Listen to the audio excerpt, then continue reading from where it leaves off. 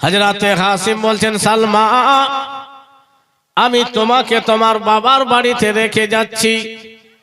ও সালমা শুনে নাও, হতে পারে আমি আর বাড়িতে ফিরে আসব না। আমার পৃষ্ঠ থেকে তোমার গর্ভে যে সন্তান রয়েছে, যে সন্তান হবে, তুমি তার ভালো করে যত্ন করিও সালমা, তার ভালো করে তুমি দেখভাল করিও সালমা।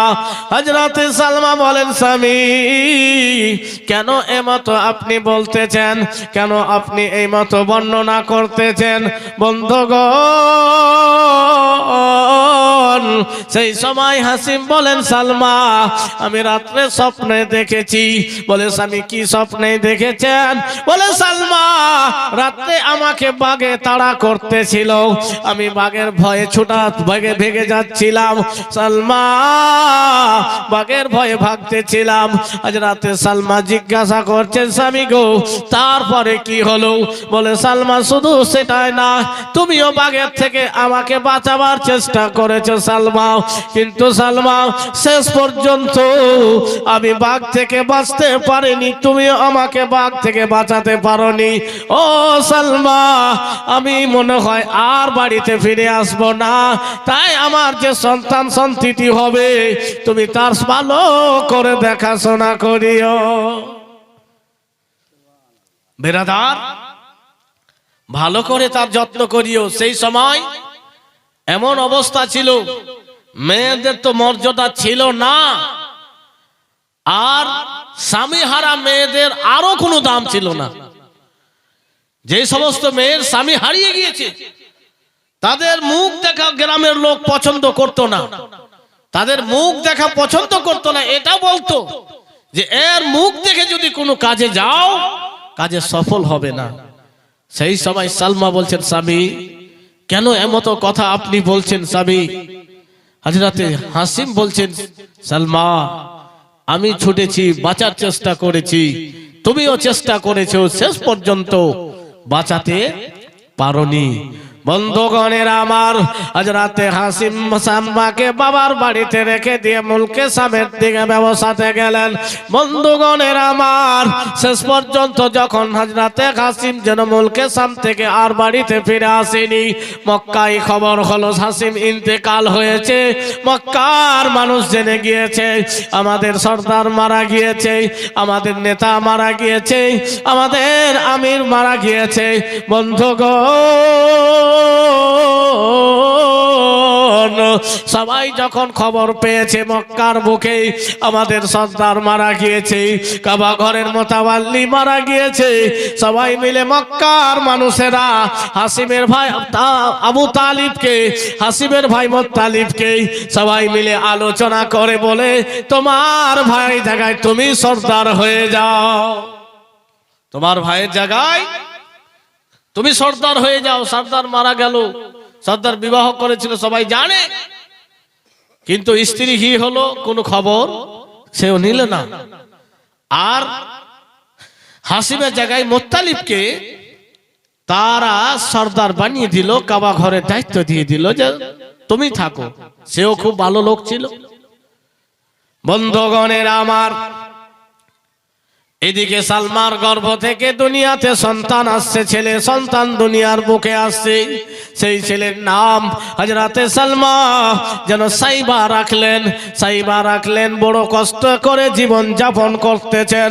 ও বেরাদার, সেই সময় মহিলাদের মর্যাদা সে মতো ছিল না, বিশেষ করে স্বামী হারা মহিলাদের মুখ দেখা মানুষ পছন্দ করত না। তার উপরে বড় কষ্ট করে হযরতে সালমা সাইবার লালন পালন করতেছে, বাবার বাড়িতে জীবন যাপন করতেছেন। বেরাদার, বিবাহিতা মেয়ের বাবার বাড়িতে বেশি থাকার মতো ঠিক না, বিবাহিতা মেয়ের বাবার বাড়িতে বেশি দীর্ঘদিন সময় ঠিক না। তারপরে স্বামী হারা হয়ে সে ছেলেকে সঙ্গে করে বাড়িতে বড় কষ্ট করে সালমা রয়েছে।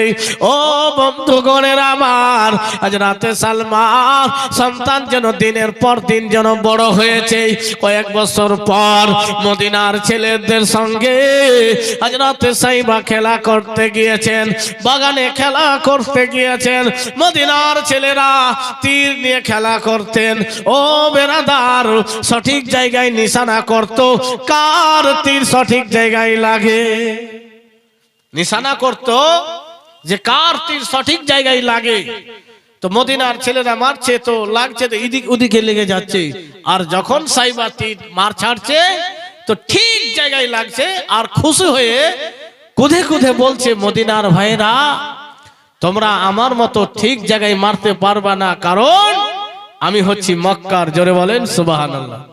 আমি হচ্ছি মক্কার। শুধু মক্কার না, মক্কার সব থেকে বিখ্যাত বংশের কোরাইশ বংশের সন্তান। শুধু কোরাইশ না, কোরাইশ বংশের সর্দারের ছেলে আমি, হাসিমের ছেলে। এই গর্ব করছে আর খুশি করছে। আর সেই পথের রাস্তার ধারে খেলা করছে, রাস্তার ধারে খেলা করছে মক্কার একজন মানুষ, যার নাম হচ্ছে হারিসে জামা। সেই মদিনার ছেলেদের খেলা দেখছে। হ্যাঁ, এই ছেলেটা মক্কার ছেলে, আবার নাম বলছে আমি হাসিমের ছেলে, বংশের নাম বলছে আমি কোরাইশ বংশের ছেলে। তো তখন সে হারিসে জামা চিন্তা করতে লাগলো, আরে মক্কার মানুষ হাসিম ইন্তেকাল করেছে, তার ভাই মুত্তালিবকে সর্দার করে দিয়েছে, আমাদের পুরাতন সর্দারের তাহলে ছেলে আছে। কথা বুঝতে পারছেন? আমাদের পুরাতন সর্দারের তাহলে ছেলে আছে। বন্ধুগণের আমার, তখন হারিসে জামা জিজ্ঞাসা করলেন। জিজ্ঞাসা করার পরে কনফার্ম হয়ে গেলেন যে না, আমরা তো সর্দার মুত্তালিবকে বানিয়ে দিয়েছি, কিন্তু আমাদের পুরাতন সর্দারের একটা ছেলে দুনিয়াতে আছে। বন্ধুগণের আমার, হযরতে হাসিম মের সন্তান সাইবা যেন খেলা করতেছেন বাগানে। হারিসে জামা সব কিছু জানার পরে, তদন্ত করে নেওয়ার পরে মক্কার দিকে আসলেন। মক্কাতে এসে মুত্তালিবকে খবর করতেছেন, ও ভাই মুত্তালিব, তোমার ভাই হাসিম ইন্তেকাল হয়েছে, তোমাকে সবাই মক্কার মানুষ সবাই মিলে সর্দার বানিয়ে দিয়েছে। বলো মুত্তালিব, তোমার ভাই হাসিম যে বিবাহ করেছিল তার স্ত্রীর খবর কি হয়েছে? তার গর্ভে যে সন্তান ছিল তার খবর তুমি দেখেছো কিনা? হযরত মুত্তালিব সেই সময় বলছেন, ভাই হারিসে জামা, আমার দ্বারাই কোনো খবর নেওয়া হয়নি, তার খবর নেওয়া হয়নি। সেই সময় মুত্তালিব বলতেছেন, সেই হতভাগা কপাল পোড়া মেয়ের মুখ দেখা কেউ পছন্দ করে না। বন্ধুগণের আমার, হারিসে জামা বর্ণনা করলেন, মুত্তালিব, তোমার ভাই হাসিমের ছেলে দুনিয়াতে আছে, মদিনার ছেলেদের সঙ্গে খেলা করতে আমি দেখে এসেছি। সে বংশের নাম করে বলতেছে, বাবার নাম নিয়ে বলতেছে, ও মুত্তালিব, তোমরা চাচা থাকার পরেও ছেলে এতিমের মতো জীবন যাপন করছে। কে বলছেন? হারিসে জামা বলছেন, মুত্তালিব, তোমাদের ছেলে ভাতিজা আছে, তোমরা চাচা বেঁচে আছো, আর সেখানে এতিমের মতো সে জীবন যাপন করছে, তোমরা কি তাকে নিয়ে এসে তার যত্ন করতে পারবে না? তখন মুত্তালিব বলছে, ভাই, আমাকে মক্কার মানুষ সর্দার বানিয়েছে, আমি তাই কোনো খবরই নিইনি, যে তার কি হলো না হলো কোনো খবর রাখা হয়নি। এবার একটু মনোযোগ দেন। নাম কি? সাইবা। হাসিমের ছেলের নাম কি? সাইবা। এবার মুত্তালিব খবর পাওয়ার পরে ভাইয়ের কথা একটু মনে জাগলো। হারিসে জামা এটাও বলেছিল, ভাই, চেহারা তোমার ভাইয়ের সঙ্গে মিলে যাচ্ছে। জোরে বলেন সুবহানাল্লাহ। তুমি দেখলেই চিনতে পারবে যেটা তোমার ভাই হাসিমের ছেলে। বন্ধুগণের আমার, মুত্তালিব যেন মনে মনে এই কথাই ভাবলেন, আমি মদিনায় যাব, ভাবিজান সালমার কাছে যাব, সালমাকে সঙ্গে করে মক্কায় নিয়ে আসব। আমার ভাতিজা বড় কষ্টে জীবন যাপন করতেছে, আমার ভাবি বড় কষ্টে জীবন যাপন করতেছে, আমি আর কোন রকমের কষ্ট হতে দেব না। ও বেরাদার, মুত্তালিব যেন মদিনার দিকে রওনা হলো। মদিনাতে এসে যেন আবার ওই বাগানে বাচ্চারা খেলাধুলা করতেছেন, মদিনার ছেলেরা তীর মারামারি করতেছে, যার তীর সঠিক জায়গায় লেগে যাচ্ছে সে যেন খুশি হয়ে এক অপরের যেন নিজের বাবার নাম করছে, বংশের নাম করতেছে। বন্ধুগণের আমার, মুত্তালিব যেন দাঁড়িয়ে দাঁড়িয়ে মদিনার সন্তানদের খেলা দেখতেছেন। এবার মুত্তালিব যেন দাঁড়িয়ে রয়েছেন। সাইবা যখন তীর মেরেছে, সঠিক জায়গায় তীর লেগেছে। আবার সাইবা কুদে কুদে খুশি হয়ে বলতেছে, মদিনার ভাইরা, তোমরা আমাকে তীর সঠিক জায়গায় মেরে পারবা না। আমি হচ্ছি মক্কা নগরের নবী বংশের, ভালো বংশের সন্তান। আমি হচ্ছি মক্কা নগরের হাসিমের পুত্র, সর্দারের পুত্র। তোমরা আমাকে তীর মেরে পারবে না। এই মতো খুশি হয়ে সন্তান বলতেছে। এইদিকে হযরত মুত্তালিব দাঁড়িয়ে দাঁড়িয়ে কান্না করতেছে, রব্বুল আলামিন, এত বড় ভুল আমার দ্বারাই হয়ে গিয়েছে। ওগো মাবুদ, আমার ভাই দুনিয়া ছেড়ে বিদায় নিয়েছে। আমার ভাই সন্তান এতিমের মতো জীবন যাপন করতেছে। সালমা এত বড় সন্তান নিয়ে বাবার বাড়িতে কষ্টে জীবন যাপন করতেছে, আমি খবর রাখতে পারিনি। আল্লাহ, আমার দ্বারাই বড় ভুল হয়ে গিয়েছে। ও বেরাদার, সেই সময় মুত্তালিব যেন ডাকলেন, বেটা এদিকে এসো। বলে, বেটা তোমার নাম কি? নাম বলল, আমার নাম সাইবা। বলে, বেটা তোমার বাবার নাম কি? বলে, আমার বাবার নাম হাসিম। বলে, বেটা রে, তোমার বাড়ি কোথায় রে বেটা? বলে, আমার বাড়ি হচ্ছে মক্কায়। বলে, তোমার বংশের নাম কি? বলে, আমার বংশের নাম হচ্ছে কুরাইশ বংশ। হযরতে মুত্তালিব জিজ্ঞাসা করছে, বেটা তুমি কেমন করে বংশের নাম জানলে? বাবার নাম কেমন করে জানলে? সেই সময় বলেন, চাচা গো, আমার আম্মা জান সালমা সব কিছু শিখিয়েছে। মুত্তালিব চোখের জল মুছে নিয়ে ভাতিজার মাথায় হাত বোলাচ্ছেন, বেটা আমি তোমার হতভাগা চাচা মুত্তালিব দাঁড়িয়ে রয়েছি।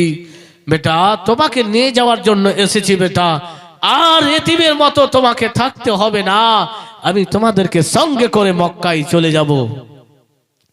এবার মুত্তালিব বলে, তোমার আব্বা আম্মার কাছে নিয়ে চলো। হযরতে মুত্তালিব সালমার কাছে এসে বলে, সাহাবী গো, ক্ষমা করবে, আমাকে মক্কার মানুষ সবাই মিলে সর্দার বানিয়েছে। আমার ভাই হাসিমের মৃত্যুর খবর পাওয়ার পরে আমি সর্দার হয়েছি। আমার উচিত ছিল আমার ভাতিজির খবর রাখা, আমার ভাবির খবর রাখা। সেই খবর রাখা হয়নি। দীর্ঘ 7 বছর হয়ে গিয়েছে, তুমি বড় কষ্ট করে জীবন করছে। আমার ভাতিজা এতিমের মতো জীবন যাপন করছে। ভাবি আমাকে ক্ষমা করে দাও। হযরতে সালমা পর্দা থেকে আওয়াজকে নরম করে বলছে, মুত্তালিব ভাই, মুত্তালিব বলো তোমরা সবাই কেমন আছো? বলে, আমরা আল্লাহর রহমতে সবাই ভালো আছি। বলে, ভাবি আপনি কেমন আছেন? বলে, আমি আল্লাহ যে অবস্থায় রেখেছি খুব ভালো আছি। বলে, ভাবি গো ক্ষমা করে দাও। সালমা বলছেন, মুত্তালিব এটা আমার নসিবে ছিল, সেটাই হয়েছে, তোমাদের দোষ নাই।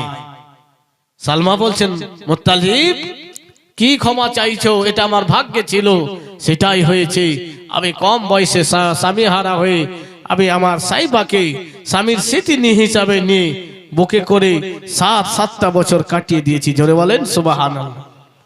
বন্ধগানের আমার, মুত্তালিব বলেন, সালমা আমি তোমাদেরকে মক্কা নিয়ে যাওয়ার জন্য এসেছি। এই মতো আর জীবন যাপন করতে হবে না, কষ্টে জীবন যাপন করতে হবে না।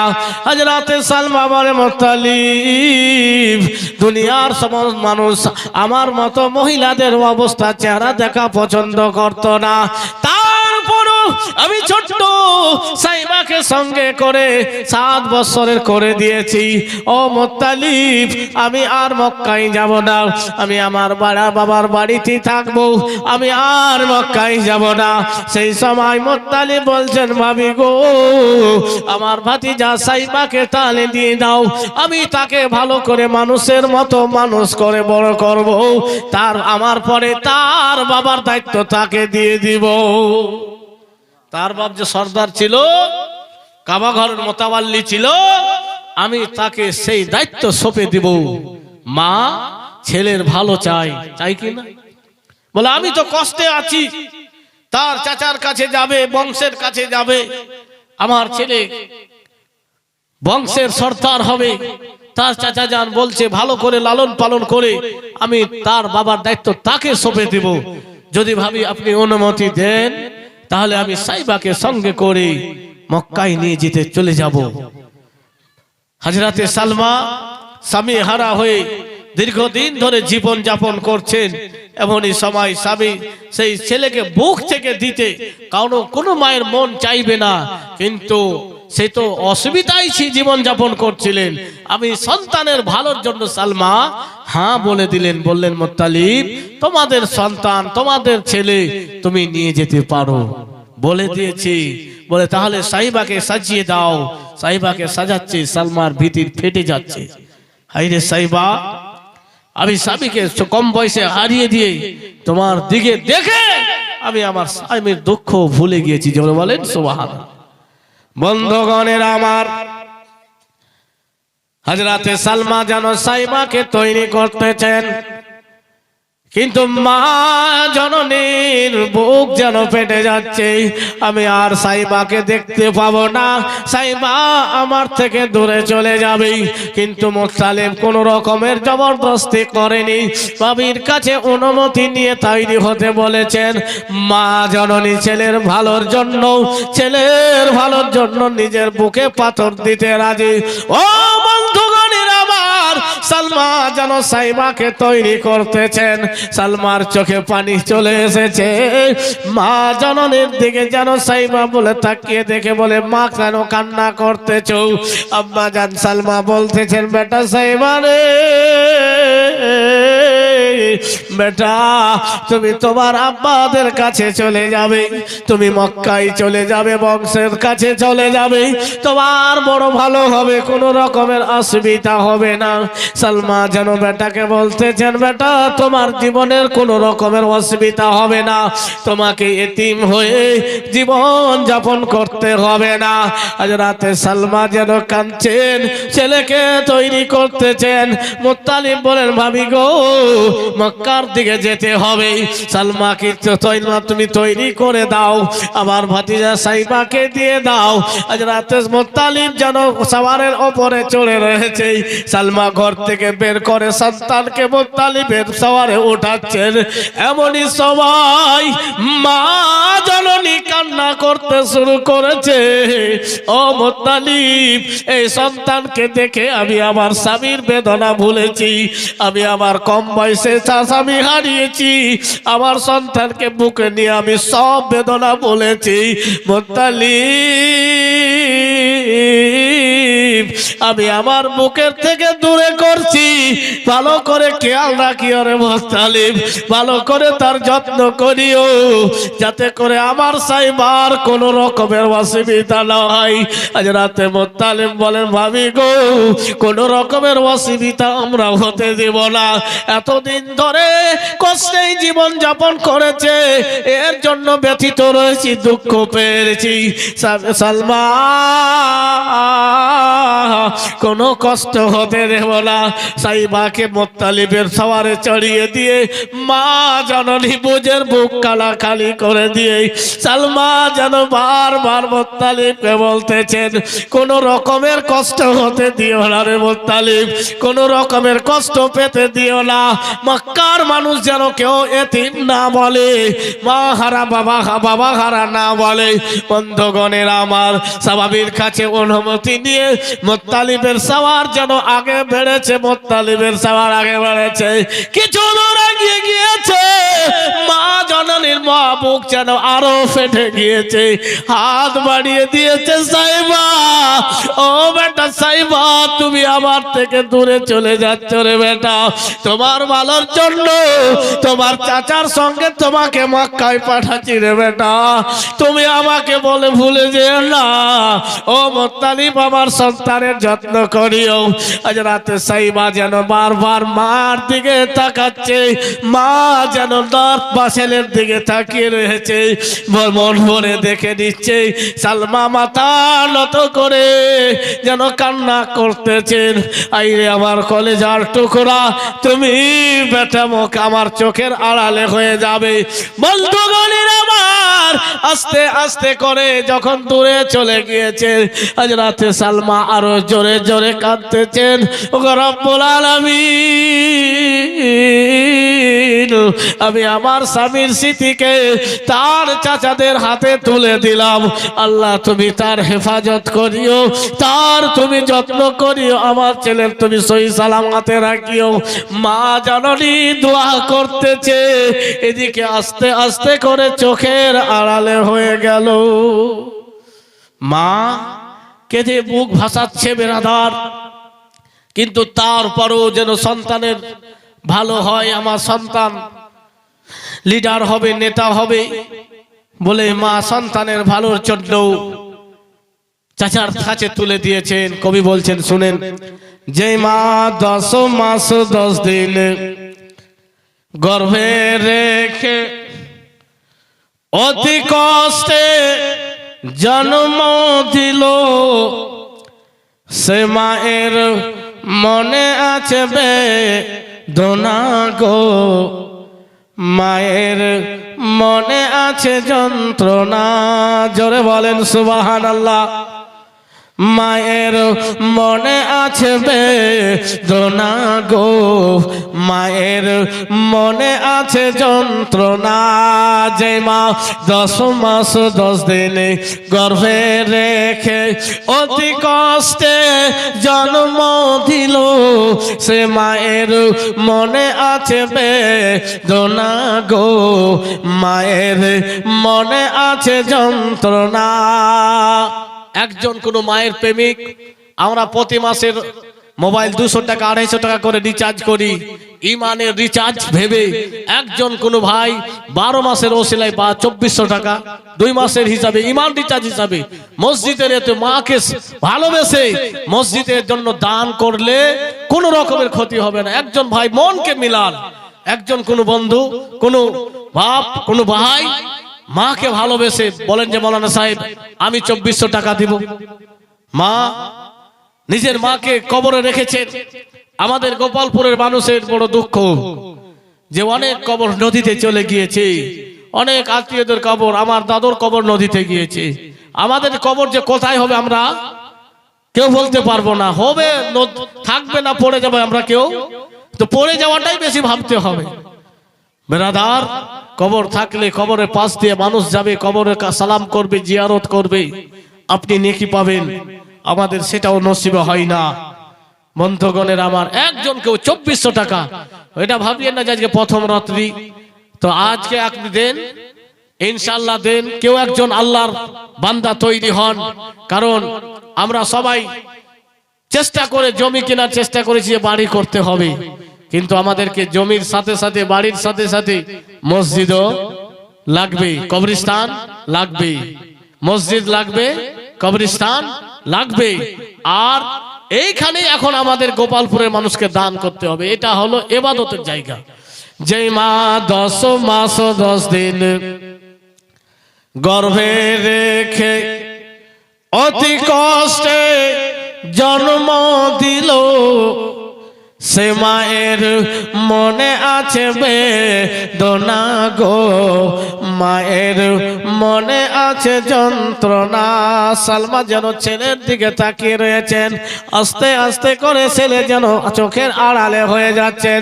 আজ রাতে সালমা ছেলের জন্য জোরে আঁক মেরে কেঁদে দিয়েছেন, রব্বুল আলামিন আমার সন্তানের হেফাজত করিও, আমার সন্তানের হেফাজত করিও, ও মাওলা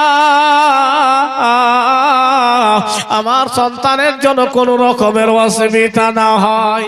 মায়ের মধ্যে একজন কোন মা চেষ্টা করেন যে 1200 টাকা, আপনাদেরকে 1200 টাকা, আপনারা তো 1000 টাকা করে পাবেন সামনে থেকে, 1200 টাকা ইমানের রিচার্জ হিসাবে কিয়ামতের দিবসে কোটি কোটি মানুষের মধ্যে বলতে পারবেন যে গোপালপুরে এত অসুবিধার মধ্যেও মাওলানা আইয়ুব সাহেব চেয়েছিল ইমানের রিচার্জ হিসাবে 1200 টাকা দিয়েছিলাম। বলতে পারবেন আপনার আমার ভাই বাবাদের মধ্যে বলে একজন কেউ 2400 টাকা, বিপদ হলেই দান করতে হবে, আর দান করলেই সাদকা করলেই বালা মুসিবত দূর হবে। জোরে বলেন সুবহানাল্লাহ। নবী এই কথাই বলেছে। মায়ের মনে আছে বেদনা গো, মায়ের মনে আছে যন্ত্রণা। যে মা 10 মাস 10 দিন গর্ভে রেখে অতি কষ্টে জন্ম দিল, সে মায়ের মনে আছে বেদনা গো, মায়ের মনে আছে যন্ত্রণা। ছেলে আছে গো বিদেশে বিদেশি রূপে, ছেলে আছে গো বিদেশে বিদেশি রূপে, মায়ের সাথে দেখা হলো না, মায়ের মনে আছে বেদনা গো, মায়ের মনে আছে যন্ত্রণা। যে মা 10 মাস 10 দিন গর্ভে রেখে অতি কষ্টে জন্ম দিল, সে মায়ের মনে আছে বেদনা গো, মায়ের মনে আছে যন্ত্রণা। মাকে যদি কবরে দেওয়া যায়, মাকে যদি কবরে দেওয়া হয়, তবু বলবে ছেলে রইল কোথায়। মাকে যদি কবরে দেওয়া হয়, তবু বলবে ছেলে রইল কোথায়। ছেলে ভুলবে আমার, মা ভুলবে না। জোরে বলেন সুবহানাল্লাহ। ছেলে ভুলবে আমার, মা ভুলবে না। মায়ের মনে আছে বেদনা গো, মায়ের মনে আছে যন্ত্রণা। যে মা 10 মাস 10 দিন গর্ভে রেখে অতি কষ্টে জন্ম দিল, সে মায়ের মনে আছে বেদনা গো, মায়ের মনে আছে বেদনা। আল্লাহুম্মা সাল্লি আলা মাওলানা মুহাম্মদ ওয়ালা আলে সাইয়্যিদিনা ওয়ালা আলে সাইয়্যিদিনা মাওলানা মুহাম্মদ সাল্লাল্লাহু তাআলা আলাইহি ওয়াসাল্লাম। বাজানো নিসালমা যেন কান্না করতে করতে ঘরের মধ্যে চলে গেলেন। ও বেরাদার, হযরতে সালমা বালিশে মাথা রেখে কাঁদতে কাঁদতে বালিশকে ভিজিয়ে দিয়েছিল। আল্লাহ গো, আমি আমার খাইবাকে নিজের বুক থেকে নিজের নজর থেকে দূরে সরালাম। আমার সাইবা কোথায় থাকবে, কি করবে, আমার কাছে খবর থাকবে না। বন্ধুগণের আমার, এইদিকে মুত্তালিব চাচাকে নিয়ে ভাতিজাকে নিয়ে যেন চলতেছেন।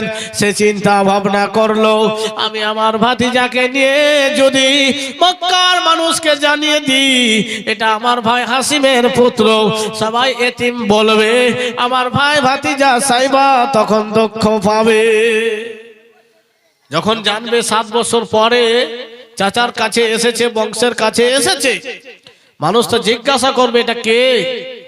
যদি আমি বলি যেটা আমার ভাই হাসিমের ছেলে সাইবা, তো হাসিম তো মারা গিয়েছে। মা বোনদের পক্ষ থেকে 500 টাকা পাঠিয়েছেন। মা, আমি 1200 টাকা আজকের জন্য একজন চেয়েছি দেখতে। নিজের ঈমান কাগে করেন, মনে করেন যে আমাকে দান করব কিনা। এখানে দান করলে কোনো রকমের ক্ষতি হবে না। আরেকজন ভাইয়ের কাছে 2400 টাকা চেয়েছি, আজকে দিন আজকেও দোয়া করব, কালকেও দোয়া করব, পরশুদিন আমি প্রোগ্রাম করব, সেখানেও আপনার জন্য দোয়া করব। তো বেরাদার, কথা দিচ্ছি আপনি আপনার জন্য ওখানেও দোয়া করব। বন্ধুগণের আমার, আল্লাহ হযরতে সালমা বালিশে মাথা রেখে কাঁদতে কাঁদতে বালিশকে ভিজিয়েছি। হায় আমার সন্তানকে আমি বড় কষ্ট করে। সুবহানাল্লাহ। আরেকজন 200 টাকা করিয়েছে দান, তুমি কবুল করো গো পাক সুবহান। আরেকজন 100 টাকা করিয়েছে দান, তুমি কবুল করো গো পাক সুবহান। কারণ আমাদের দানেই মসজিদটা হবে, আর আমাদের মাদ্রাসা মসজিদ খানকা সব আমাদের দানেই হচ্ছে। আর ইনশাআল্লাহ এটাও হবে, ইনশাআল্লাহ এটাও হবে। আমরা দান, মুসলমানের সবকিছু আমরা দানেই হয়, আর এটা তো আল্লাহর ঘরে, এরকমই হবে ইনশাআল্লাহ। তো হযরতে সালমা কাঁদছেন, বালিশে মাথা রেখে বালিশকে ভিজিয়ে দিয়েছে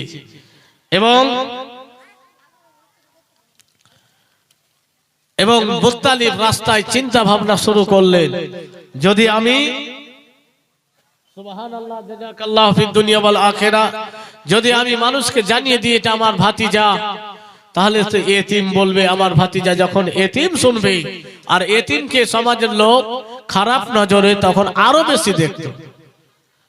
এখনো ওই সিস্টেমটা আস্তে আস্তে শুরু হয়েছে।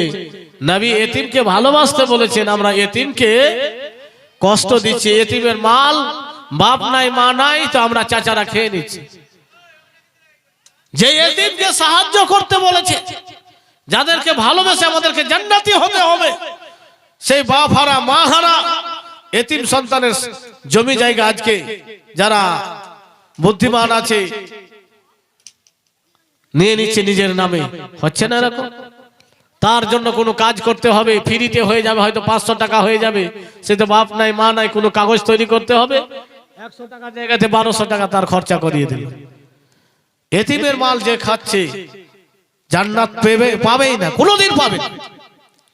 বেরাদার, তো আমার ভাতিজাকে এতিম বলবে আর সমাজের লোক খারাপ নজরে তাকাবে, এতিম বলে তাকে সম্মান দিবে না, কষ্ট পাবে না। আমি আমার ভাতিজাকে কষ্ট পেতে দিব না, এতিম শুনতে দিব না। তখন চিন্তা ভাবনা করে বলল, যখন আমার গ্রামের লোক আমাকে জিজ্ঞাসা করবে হাসিম এটা কে, হাসিম এটা কে, তখন আমি ভাতিজা বলবো না, বলবো এটা আমার। তখন আরবে বা পৃথিবীতে দাস প্রথা ছিল, গোলাম কিনে নিত, দাস কিনে নিত, মানুষ বিক্রি হতো। বলবো যেটা আমার দাস, এটা আমার গোলাম। বন্ধুগণের আমার, এদিকে মুত্তালিব সাইবাকে সঙ্গে করে যখন মক্কার নগরে ঢুকেছেন, মক্কায় প্রবেশ করেছেন, মক্কার মানুষেরা ডাক দিয়ে বলতেছেন, ইয়া সাইয়্যিদানা, এ আমাদের সরদার, মানহাজাল ওয়ালাদ, এই ছেলেটাকে ডাক দিয়ে বলছে, মুত্তালিব ও আমাদের সরদার, আপনার সঙ্গে যে সন্তানটা দেখছি, ছেলেটা দেখছি, এটা কে? হযরতে মুত্তালিব উত্তর দিলেন, হাজাল ওয়ালাদ আবদি, এই ছেলেটা আমার হচ্ছে গোলাম। আরবি ভাষা তাদের বলছে, ইয়া সাইয়্যিদানা, এ আমাদের সরদার, মান হাজাল ওয়ালাদ, এই ছেলেটা কে? তো হযরতে মুত্তালিব উত্তর দিয়েছে, হাজাল ওয়ালাদ ও আবদি, এই ছেলেটা আমার গোলাম। এটাকে যদি আরবিতে করতে যান তাহলে কি হবে? আব্দুল মুত্তালিবের গোলাম যদি করতে যান আরবিতে, তাহলে আব্দুল মুত্তালিবের দাস যদি আরবিতে করতে যান তখন এটা হবে আব্দুল মুত্তালিব। কি হবে? Abdul Muttalib. বলে এই ছেলেটা আমার গোলাম, দাস, তো ওটাকে আরবিতে কি বলবে? Abdul Muttalib. তখন মক্কার মানুষ বলল, আব্দুল মুত্তালিব নাম তার দিয়ে দিল, মানে আব্দুল মুত্তালিবের গোলাম, আব্দুল মুত্তালিবের দাস। চাচার নাম ছিল কি? মুত্তালিব। যখন আর দাসটা বলা, তাহলে আব্দুল শব্দটা শুরুতে লাগিয়ে দিল, যেটা নাম কিছু তো বলেনি, তাহলে এটা আব্দুল মুত্তালিবের দাস। মক্কার মানুষ বলা বলি শুরু করলেন, এটা আব্দুল মুত্তালিবের দাস। নাম ছিল সাইবা, আর আব্দুল মুত্তালিব হচ্ছে নবীর দাদু, ঠিক কিনা? তো সাইবা আসল নাম হচ্ছে সাইবা। ওই সাইবা থেকে মদিনায় ছিল সাইবা, মক্কাতে চাচা বলল যেটা আমার দাস, তখন আরবের মানুষেরা ওই দাসটাকে আব্দুল মুত্তালিবের দাস নামে পরিচিত হয়ে গেল। বন্ধুগণের আমার, মুত্তালিব বললেন, হাজাল ওয়ালাদ আব্দুল মুত্তালিব, এই ছেলেটা হচ্ছে আমার দাস। মক্কার মানুষ সাইবাকে সাইবা নামে আর জানতে পারলো না, সাইবার নাম জানলো না, বুঝলো না, কেউ জানতে পারলো না। সবাই আব্দুল মুত্তালিব আব্দুল মুত্তালিব বলে ডাকতে শুরু করলো। বন্ধুগণ, যখন তখন সাইবা চাচা জানের সঙ্গে কাবা ঘরে যায়। চাচা জান মানুষের সেবা করে, মানুষের যেটা দরকার হবে দূর দূরান্ত থেকে কাবা ঘরে তওয়াফ করার জন্য মানুষরা আসতো। আব্দুল মুত্তালিব তাদের সেবা সম্মান করত, তাদের খবর রাখতো কাদের পানি লাগবে, তাদের খাবার লাগবে, কার অসুবিধা রয়েছে সবার খবর রাখতো। ও বেরাদার, চাচা জানের সঙ্গে সব কিছু দেখাশোনা করতে করতে যখন মুত্তালিব বয়স্ক হলো, মক্কার মানুষরাকে বসিয়ে দিয়ে আলোচনা করে বললেন, এই ছেলেটা আমার দাস না, এটা হচ্ছে আমাদের প্রাক্তন সর্দার হাসিমের পুত্র। জোরে বলেন সুবহানাল্লাহ। যখন জানিয়ে দিলেন যেটা আমার দাস না, বড় হয়েছে, মুত্তালিব বয়স্ক হয়েছে, আর দায়িত্ব পালন করতে পারবে না, তখন বলছে এটা আমার দাস না কিনা গোলাম, এটা না, এটা আমার দের প্রাক্তন সর্দার হাসিমের ছেলে। মক্কার মানুষরা শোনার পরে বড় খুশি হলো। আর চাচা জানের কাছে থেকে থেকে সাইবা এত ব্যবহারে অমায়িক হয়েছিলেন, তার ব্যবহারে সবাই খুশি হয়েছিল। জোরে বলেন সুবহানাল্লাহ। তখন বলছে তাহলে ঠিক আছে। মুত্তালিব বলছে যে আমি তো বয়স্ক হয়েছি, এবার অন্য কাউকে সর্দার করে দেওয়া হোক, অন্য কাউকে দায়িত্ব দিয়ে দেওয়া হোক, যাতে করে সেই কাবা ঘরের মুত্তালিব দায়িত্ব সব বহন করবে। তখন সবাই এক বাক্যে বলেছিল, যখন এইটা হাসিমের পুত্র, কোনো আপনার দাস না কিনা গোলাম না, আপনার সাথে থেকে থেকে আপনার মতো হয়েছে, আমরা তাকেই সর্দার মেনে নিলাম। জোরে বলেন সুবহানাল্লাহ। মা সালমা এই কারণে নিজের বুকে সব বেদনাকে চেপে নিয়ে, কষ্টকে রেখে দিয়ে চাচা জঙ্গের সঙ্গে পাঠিয়েছিলেন। চাচা কথা দিয়েছিলেন, ভাবি কোন রকমের অসুবিধা হতে দিব না। একবার দুরূদ পাঠ করেন, আল্লাহুম্মা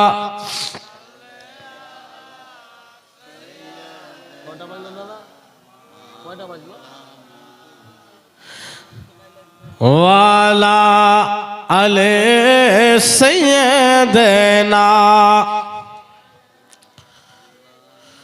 সাইয়্যিদানা মাওলানা মুহাম্মদ সাল্লাল্লাহু তাআলা আলাইহি ওয়াসাল্লাম। अब বক্তা নিয়ে আসে, কালকে তো ফের বলতে হবে। হ্যাঁ, বক্তা নিয়ে আসেন, কারণ ডেইলি বলছি। আজকে আসতে চাইছিলাম না মামা, যে কালকে যাব, তো যাই হোক বক্তা নিয়ে আসেন।